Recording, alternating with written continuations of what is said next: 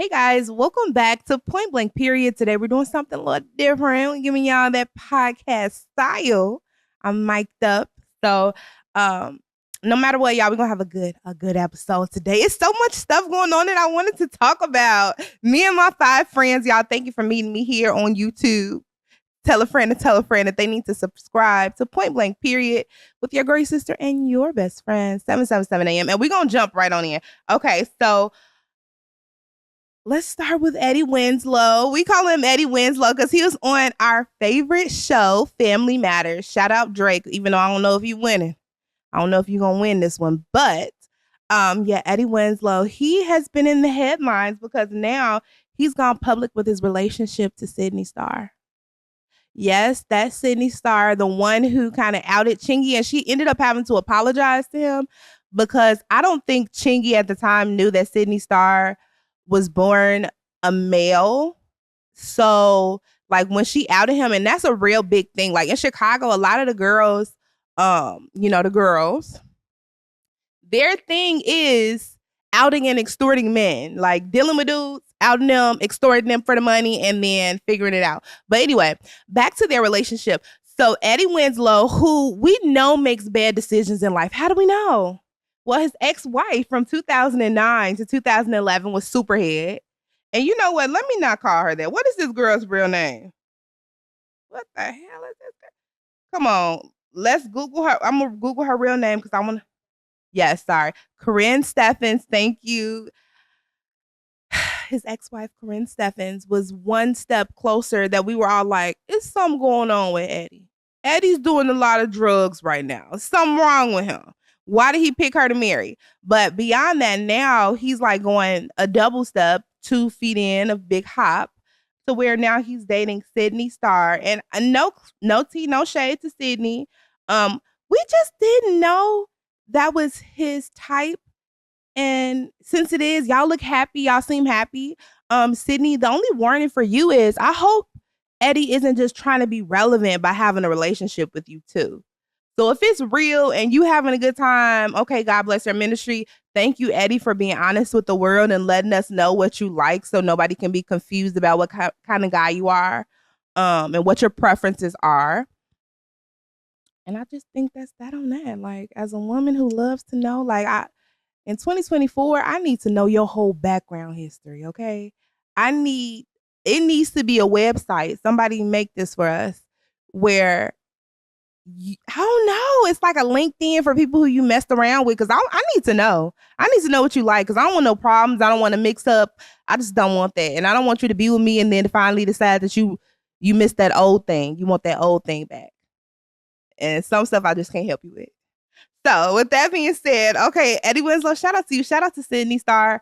I hope you guys are happy. If you're happy, good for you, okay? Because I'm out here single and Eddie's up on the internet with Sydney Star. So let's ease on down the road to, I don't know where I want to go. Okay, I'll go to the teacher who went viral for having the girls do his hair at school. And okay, I get it. Like when you work in certain tough neighborhoods, it's certain things that you do, and I definitely can identify with certain things that you do with students to help build a better bond, but it's also time and place for that. So for one, he could have done on his prep or after school or something like that. Secondly, he didn't have to go live with it. Like, let your business be your business. It seemed as if he was trying to go viral because nowadays a lot of teachers do go viral based on the stuff that they do with and for and around the students. So that was like the second thing. And a third thing that I just didn't like, first of all, as a teacher myself and as a whatever, I want to say former teacher because I'm working my way up. But as a teacher, it's certain stuff, y'all. You is your personal business. Please let it be your personal business. And then secondly, it's certain stuff you just don't post online. Like 9 times out of 10, you're not going to see me post like pictures and videos with my students unless their parents gave me permission to do so. So even if you're in high school or not, I really hope like the parents did give you that permission. Secondly, it makes the school look bad when you go live doing something that's not giving direct instruction to kids, no matter if it's 2 minutes to the bell ring.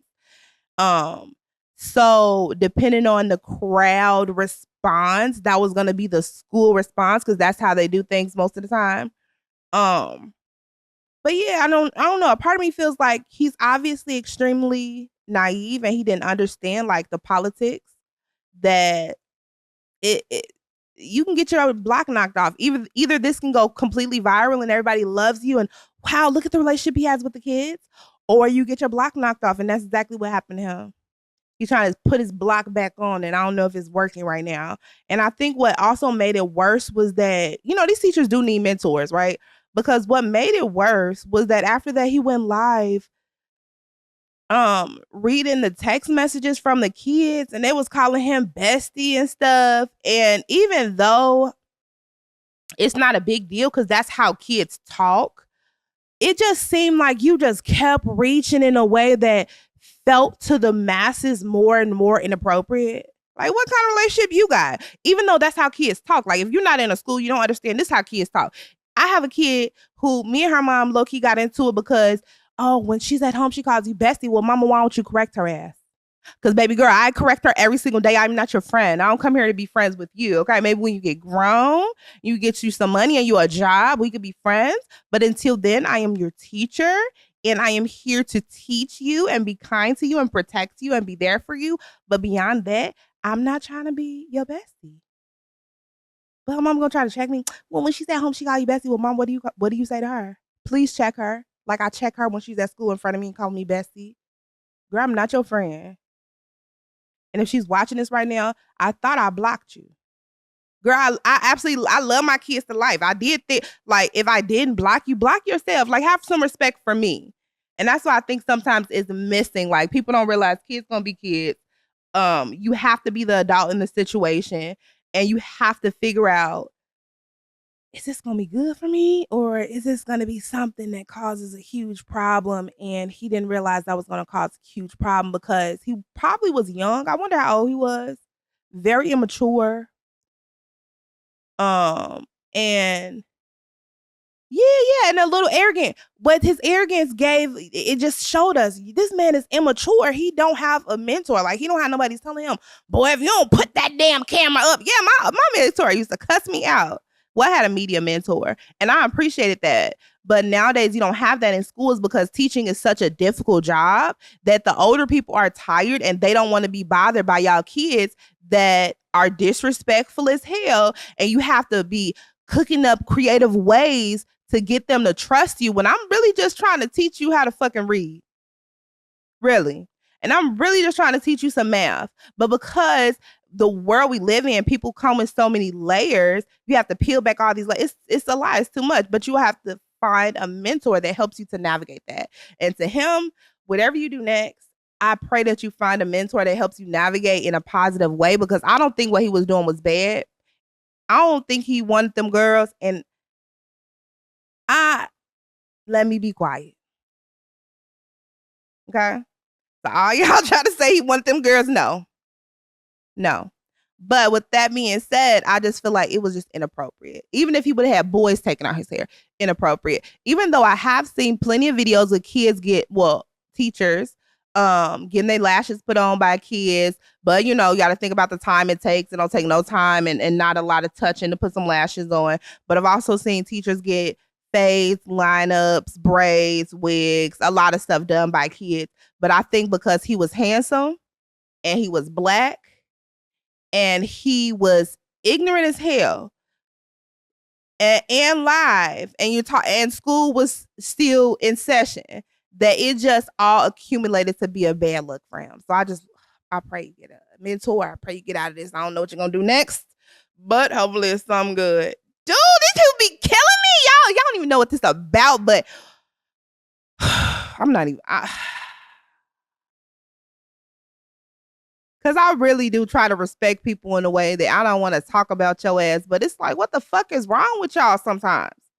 Sometimes people just feel like you just got to do them all these favors. They be living in la la land, like the IEP, like you should have nothing. I was about to say, if you in high school or elementary had an IEP, you need to wear a bracelet with your diagnosis on it. Because some of y'all just, honestly, it'd be something wrong, and I don't be wanting to hurt no feelings, but it's like, I need to know so I can know how to treat you and how to interact with you. Because if I know your diagnosis, then I know, I know a little bit more about you. But anyway, y'all, it's so much stuff going on. Okay. I think next I'm gonna do. It's just so much crazy stuff, y'all, that I don't even know where I want to go. I don't want to know where we're gonna stop, where I'm gonna go. I'm gonna go to Joe first. Joe Budden. Shout out to Joe Budden. When Joe Budden first came out, first of all, he was my man. I thought he was so sexy. I thought he was a good rapper. Like, that was back in the day when you only had a couple options. So not even to say like he wasn't a good rapper like that, but it was, you only had a couple options. A lot of the girls loved Joe Budden. He was sexy. What was his song? I'm thinking it was Ballin', but I know it wasn't Ballin'. I love Jim Jones. I know it, but that's not just in my head. But what was his name? What was his song? Okay. We gonna run your song back, Joe Budden, but just know it was a banger. And if I hear it again, I'm gonna start singing it because I love that song. I love Joe Budden. He was sexy to me. But anyway, Joe Budden, it was called what? Pump It Up. Pump it up. That's our shit. That was a good song. And I was hoping you could come back with something else. But, back in the day, it was like really, the industry was regulated by the labels. So sometimes people really couldn't come as hard as they come now. It was too much. But anyway, y'all, Joe Budden goes off on Tahiri for claiming that he put hands on her. So in one way where it hit me the wrong way, and don't hit me the wrong way now, Joe. I know how you are. Okay, so it hit me the wrong way because I think he was reacting to what happened with Diddy, like the Diddy drama, and I'm trying to stop myself. But I'm gonna say I'm just gonna say it, and I hope y'all forgive me. And I can't get canceled because I'm not being sponsored by any mainstream media options right now. So I'm gonna just say what has to be said. I think all the niggas who like whoop women's asses were the first ones to say something about when they seen Diddy put his hands on Cassie, which was an old video. And I don't understand why the media like drop stuff. Then like 5 months later, they'll drop it again like they didn't drop it 5 months ago. Like we seen that video of Diddy beating up Cassie in the hotel before. I think that was before she even won the money, if I can recall. But anyway, everybody, as soon as they seen that video, was running to the internet. Oh, beating women is wrong. You should never put your hands on women. And I'm not trying to mock, because you should not put your hands on women. You also should not just put your hands on anybody. It's just like a good practice to just like figure out another way to push your frustrations out. I think as Black people, they've made like fighting physically something that is synonymous with being Black, and that's not true. Like, we don't have to be busting each other's heads every time we like, I told you not to put mouse sauce on this bitch. Like, what? Which brings me to another thing where this lady actually went to jail. She's in jail now because she killed somebody at a wing place because they couldn't line in front of her. Like, we doing too much. But anyway, all right. So yeah, Joe's going off on Tahiri for claiming he put hands on her, even though he got on Breakfast Club and said he pulled her out of the bed, the nice plush bed, onto the nice plush carpet. That's how you know a nigga, a man, a woman, a person who beats people up. They be whooping ass when they start describing how plush the bed, the king size bed, and the carpet was. Yeah, I pulled her by her feet in a plush king size bed onto the plush carpet that we had. She was pregnant. And then he's talking about, they like, okay, did you sit on her and you start hitting her or whatever? Then he starts talking about something else. Tahiri got big titties, right? Yeah. So like, the part under your breast, like the under the breast part.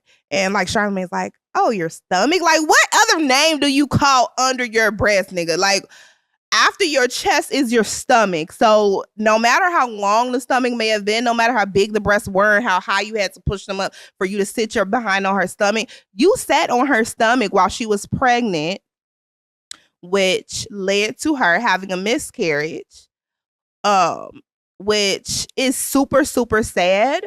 But I can only imagine how that baby's life would have been with them two as parents, because y'all don't get along. Y'all don't like each other, even though you love each other. All that toxic love is trash. If they're whooping your butt every 5 seconds, they really don't love you. Shout out EK. I love you, girl. But That nigga, and he might love you. And I'm not, because I'm going to get back to Joe Budden ass.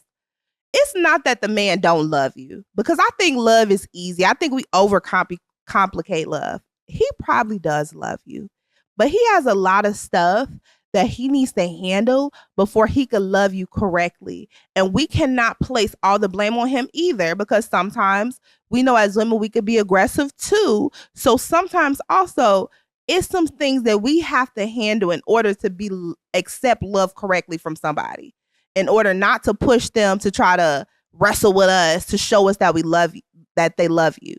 Because it doesn't take physical violence. It doesn't take me being like, bitch, I kill you, for you to know that I like it. But some girls need that. They like, hold on, watch this. Hey, babe. Your man sitting right next to you. Yeah, no, I'm in the house. You know you got a crazy nigga right there. Why are you playing with him? And then you want to make a video and he get up, bitch, I'll kill you. At that point, girl, I'm in the comments. Get away from him now. I'm pretty sure he loves you, baby. He loves you too much. He might murder you. Like, these niggas be killing for real, okay? They will kill you, okay? And it'll be an accident because it's in the heat of passion, but girl, this nigga will kill you. But anyway, all right, so this is what it says. So let me make sure we at the tippity top. So here's Joe Budden. He says, this whole shit took me out. So hard to watch. So sorry for Cassie and every other woman who is currently going through it or has even gone through it. It's tough. Here comes Tahiri. And I don't mean to smile or laugh or nothing. I just be looking at these people arguing. Okay. So here comes Tahiri. Fuck out of here. Who? The irony. This is so triggering. I remember Joey throwing me down a flight of stairs, dragging me back into the house, and me having to talk him into letting me go. So, I mean, for one, like, I get it, girl. You know he's a bad guy, but I don't know. It's hard. A part of me feel like, girl, if you're not going to press charges, stop trying to bring it up. Every time he posts something online, like, literally block him. But at the same time, like, I get what she's saying, because in a way she really didn't get too much justice, because Joe Budden, if you watch him and you listen to him, he is such a gaslighter, misogynist, egomaniac who can convince you that the sky is black, or it must be black sometimes, that the sky is any color but the color the sky is, and the sun is black, because he's just that type of aggressive ass nigga who's not gonna back down, not gonna let go, and gonna show you how it is, and gonna try to prove it to you in a way that doesn't make sense, and be looking at you like you dumb, and because you love them, you like, okay. But anyway, girl, get off his page. Like, not even to be like that to Tahiri, but I'm just saying, like, to truly heal, sometimes you have to completely separate and cut that nigga off, because you know he's not different. You know he's still a manipulator. You know he's not going to let you play with him on the internet. And that's not a good thing from him, but it is who the fuck he is. Like, what are you trying to play with? What point is you trying to prove right now? We know he beat you up because the way he said on Breakfast Club. But anyway, let's keep it going. And then she called him Joey. Right. That's endearing. You know. Right. Say his name. You know what I mean? I remember when Joseph. Is that his name? Say Joe Budden. Yeah, Joe Budden. Joey, like, it's still like connected. Like, yeah, that's still bae right here. It's still bae. Joey, you still begging for, like, you might have a little love left for him. You still begging for him to apologize and to love you correctly. He cannot do it, like, girl. And maybe you're not even doing that, but let's leave all the cute shit out when we going in on people to hear it. You know I love you. But anyway, here comes Joe adding her ass. At Tahiri, you are lying. Failed gold digger that has abused, targeted, and manipulated many men. Outside of me, you lack an identity, which is why you tried to desperately attach yourself to me for over 15 years. The last time I saw you, I purchased a mattress from you, and you were happy you made the sale. You were fine then. Freeze. Put a flag on the play, because this bitch is playing with you now. This nigga said, the last time I seen you, I purchased a mattress from you. You know a nigga trying to dog you when he started talking about he came onto your job. And on top of that, your job is selling mattresses. So he wanted to tell the world, like, don't y'all trying to listen to this bum bitch? Like, I bought a mattress from this hoe. And it might have been an expensive mattress, because if it wasn't, Joey, look the fuck at you. Did you buy it and give it to charity, or was it for you to lay on? But anyway, I bought a mattress. Like, Damn, Daniel, that's fucked up. Okay, so the last time I saw you, I purchased a mattress from you and you were happy you made the sale. You were fine then. There was the night after Starlit 6 years ago when you invited me inside your new place. You were fine then too. See, this is how manipulators and abusers play with you. You have to cut their ass off. You have to get the fuck away from them. You have to never ever talk to them again. That's how you dry up that dirty, evil demon that's inside of them, and it won't dry up with you next to them. Sometimes we think we can love people out of their crazy ass shit. Bitch, you can't love them out of it. It's not gonna work. He doesn't like you. And he gonna play with you though. Talking about, and you invited me in. Tahiri, he's dogging you right now. He's telling the world. You wasn't mad when I came in. I wasn't beating you up then. Girl, okay, let's keep going.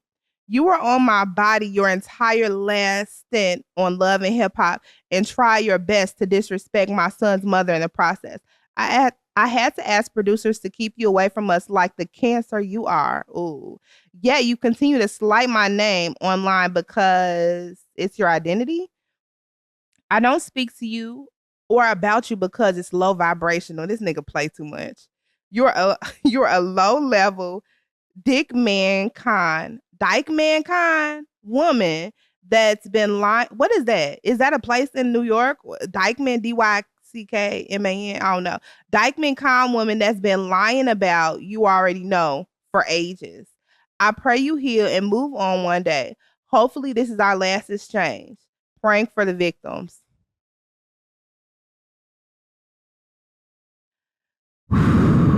Tahiri just blew you out real quick. Girl, you should have dogged his ass. You should have said every bad thing. Like, and then after that, completely blocked him and then like been completely done with him. Like after he played with you about your job, about inviting him in, about being on his body, about being like him being your identity. And I totally get what he's saying because he's playing with you. Basically saying, baby, you're only famous because of me. Nobody would know you, Tahiri, if it was no Joe Budden. So why are you on the internet every time I say something trying to play with me? Like, yeah, I whooped your ass that time. Yes, I made it happen. And now you still playing about it. You're still like looking at my shit.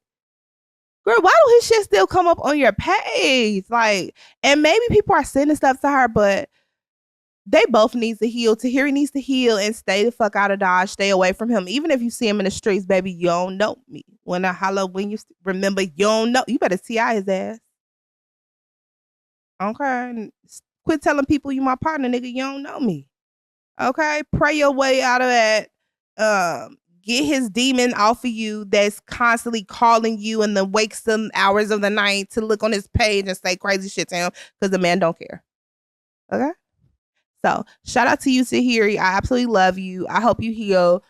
Joe Budden, I hope you heal. And Cassie, I hope you heal too. And all the other victims out there. This Diddy thing is getting vicious. It really is. A lot of people are saying that Diddy's career is over.